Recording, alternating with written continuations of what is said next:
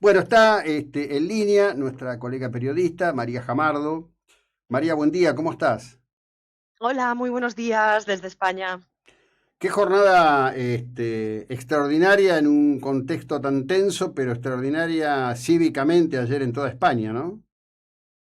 Pues sí, la verdad es que ha sido una buena noticia que pudimos dar todos los compañeros de prensa esa reacción en la calle, eh, que siempre y tradicionalmente suele estar monopolizada por la izquierda, que es la que se moviliza, la que saca a la calle las protestas. Pues bueno, es una buena noticia que efectivamente aquellos que no están de acuerdo con esa amnistía que, como sabéis, prepara el gobierno de Pedro Sánchez y que probablemente y seguramente conoceremos el texto de la norma hoy a lo largo del día, pues ha dicho no a ese golpe de Estado encubierto, a Ujú. esa abolición del Estado de Derecho y al orden y al régimen establecido actualmente con la Constitución.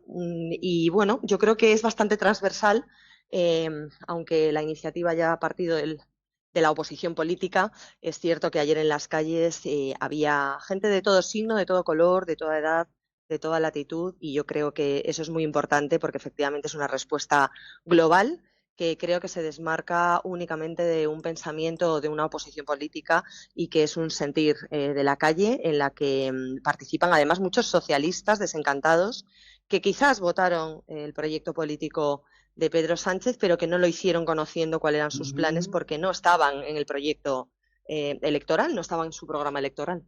Claro. Ahora, recién pusimos nosotros aquí al aire un video que rescata el diario La Razón allí en España en su edición de hoy, que es un discurso de Albert Rivera en 2019. Sí. Político de brevísima trayectoria a través de Ciudadanos, pero donde dice, él dice con absoluta precisión, pero evidentemente no con visión, sino con información, que tras las puertas Sánchez estaba arreglando con los podemitas y que además estaba pergeñando una amnistía para los separatistas. Me impresiona mucho escucharlo.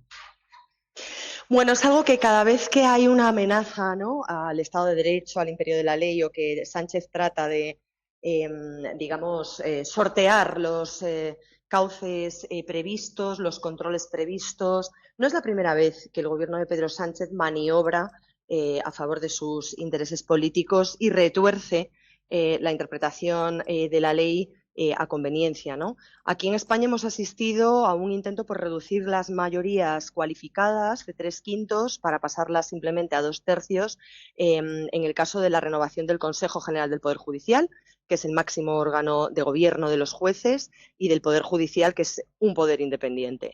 Hemos asistido como nombraba una fiscal general del Estado salida directamente de su gobierno como ministra de Justicia.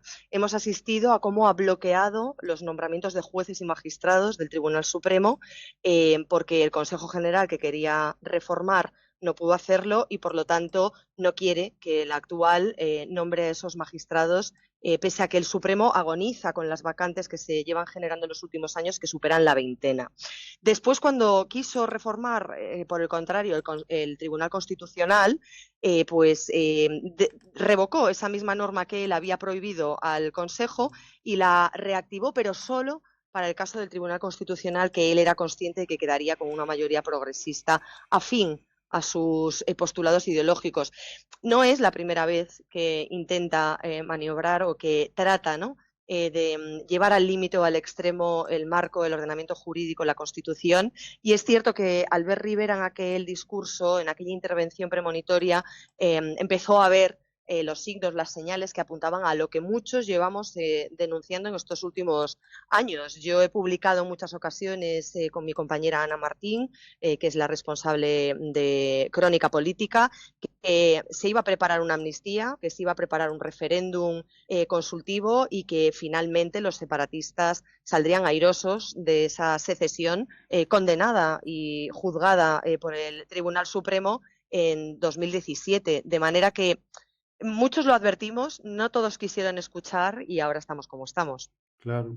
Sí, en este sentido realmente impresiona mucho. Ayer yo estaba no solo siguiéndolo, sino que además conversando con muchos argentinos que viven allí, que también estuvieron marchando, y me han mandado imágenes muy emotivas, envueltos en la bandera de España, con sus hijos en brazos o de la mano, en distintos lugares de España, y casi sintiendo una maldición, ¿no? Dice, lo vemos a Sánchez y parece que el destino nos persigue, ¿no? Hay una percepción de simbiosis con las prácticas del kirchnerismo y del chavismo, por supuesto, permanentemente, ¿no? Pues lamentablemente sí, y tampoco será porque no nos lo hayan advertido nuestros compatriotas venezolanos o nuestros compatriotas argentinos.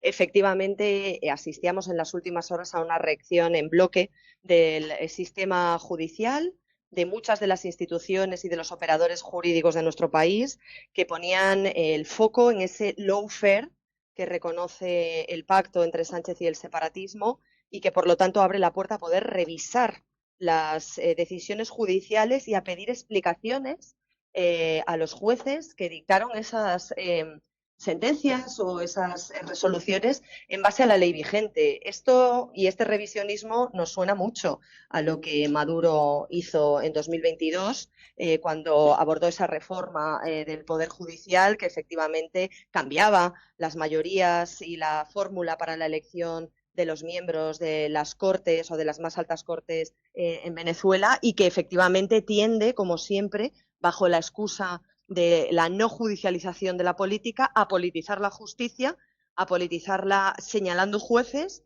y a politizarla además modificando los sistemas y los controles que hay precisamente para evitar que esa independencia judicial se vea comprometida y que efectivamente el gobierno de turno, sea del signo que sea, pueda maniobrar a su favor utilizando jueces y tribunales. Vamos en ese camino y efectivamente las cosas se pintan muy feas. Entiendo que aquellos que huyeron de ese socialismo atroz, del kirchnerismo, del chavismo venezolano, ahora clamen y digan por qué otra vez, porque es cierto que efectivamente el socialismo tiene patrones comunes que se repiten. El Partido Socialista Español ha abandonado la constitucionalidad y, por lo tanto, a partir de ahora, una vez que se desbordan todos los límites, ¿cuál es el que puede marcarse o el que puede poner si no se basa en la discrecionalidad y en la arbitrariedad de quien decide qué es bueno, qué es no, qué es legal, qué no es legal y qué es una resolución correcta o qué no es una resolución correcta desde el punto de vista judicial? Se ha abierto la caja de los truenos. Sí, sí, claro que se ha abierto la caja de los truenos. Hoy vi declaraciones de algunos dirigentes que dicen, bueno, que si la gente se mantiene en la calle, probablemente Sánchez retroceda. La verdad que no me da con el perfil del individuo, digamos, es un necio de libro, es muy difícil que retroceda. No sé cuál es la circunstancia política, amén de la gente en la calle, que debería llevarlo a retroceder. Pues la única opción desde el punto de vista de los controles del Estado de Derecho es que, o bien, por una parte, el Tribunal Constitucional Español, que insisto, fue renovado a la medida de Pedro Sánchez, por Pedro Sánchez, colocando hasta 3 magistrados afines a las ideas de izquierdas, ¿no? en ese órgano y además presidido por un socialista históricamente muy afín al Partido Socialista, que fue fiscal general del Estado con José Luis Rodríguez Zapatero y que además, bueno, pues era el nombre, ¿no? Que se reunía en Moncloa hasta en 2 ocasiones, como yo tenía ocasión de contar en el periódico El Debate, antes Mm. de ser nombrado y elegido presidente del Constitucional, se reunía con la presidencia del gobierno, con el ministro de Presidencia, con Félix Bolaños, en Moncloa.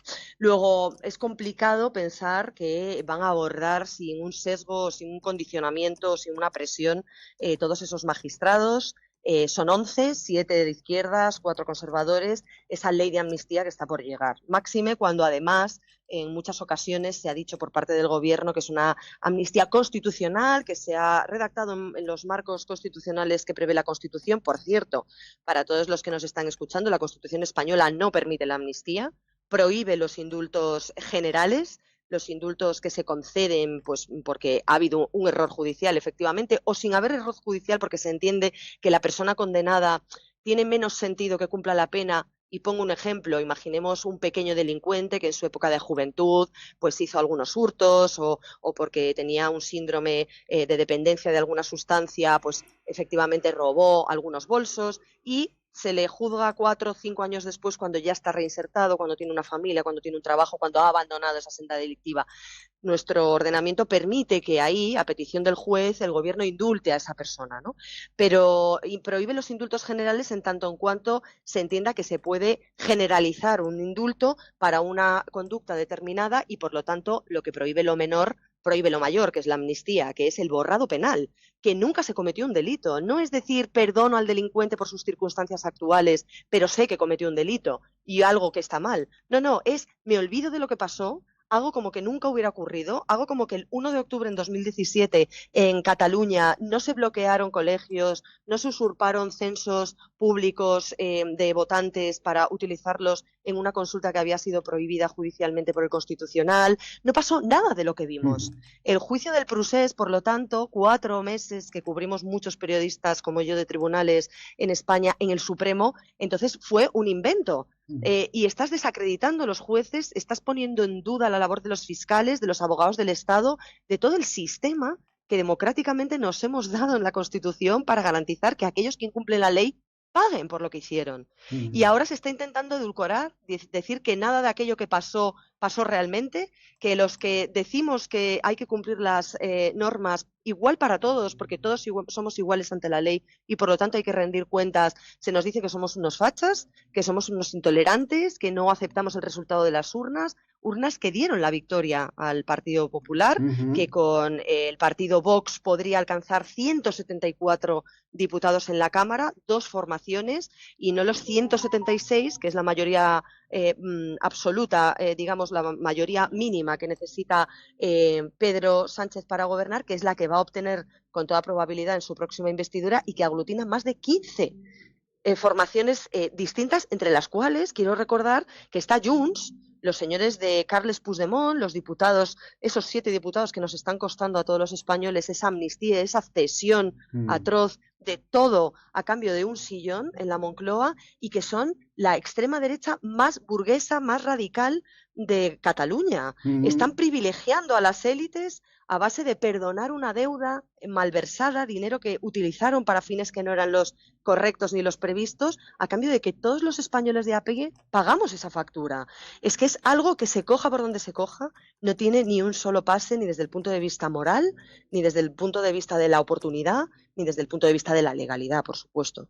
No, no, desde ya que sí. Como siempre, bueno, como cada vez que hemos conversado, desde ya muchísimas gracias por la amplia ilustración de este tema que nos pega de lleno a todos, porque la distancia en kilómetros no significa nada yo diría, el cruce de conocimiento y emocionalidad que tenemos a los dos lados del Atlántico. María, muchas gracias, buena jornada, muy amable. Muchísimas gracias, un abrazo a todos. Bueno, María Jamardo, colega periodista, hablando de esto, ¿no? Está loco.